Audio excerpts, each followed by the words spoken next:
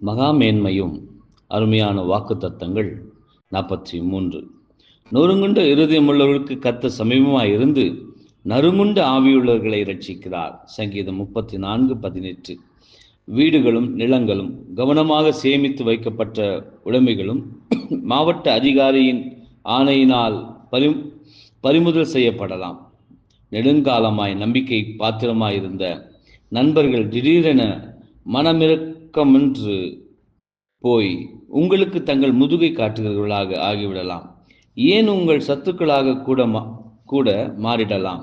நீங்கள் நேசிக்கும் குடும்பம் சில சமயம் பிரியலாம், குடும்பத்தினர் சிதறிக்கப்படலாம், அல்லது குடும்பத்தில் மரணம் சம்பவிக்கலாம். குடும்பம் எனும் பீடத்தில் பிரகாசித்து கொண்டிருக்கும் அன்பு விட்டுவிட்டு எரிந்து மங்கியோ அல்லது அணைந்தோ போகலாம்.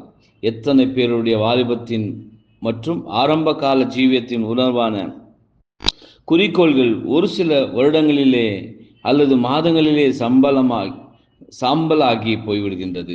இவர்கள் அனைவரையும் தங்கள் பாரங்களையும் தங்கள் நொறுங்குண்ட இருதயங்களையும் கர்த்தரிடத்தில் கொண்டு வரும்படி அழைக்கப்படும் போது இத்தகையவர்களுக்கு கர்த்தருடைய வார்த்தையானது விசேஷித்த ஆற்றலோடு மனதை தொடுகின்றதாயிருக்கும்.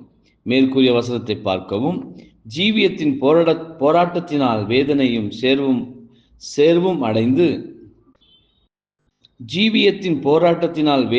சோர்வும் அடைந்து கிறிஸ்துவிடத்தில் இளைப்பாறுதலுக்காகவும் ஆறுதலுக்காகவும் ஜீவனுக்காகவும் மற்றும் சுகந்திற்காகவும் வருகிறவர்களுக்கு அவருடைய அன்பும் அவருடைய விலையேற பெற்ற வாக்குத்தத்தங்களும் சுகமான கிலியோகத்தின் தைலம் போன்று இருக்கிறது என்பதே. ஆமென்.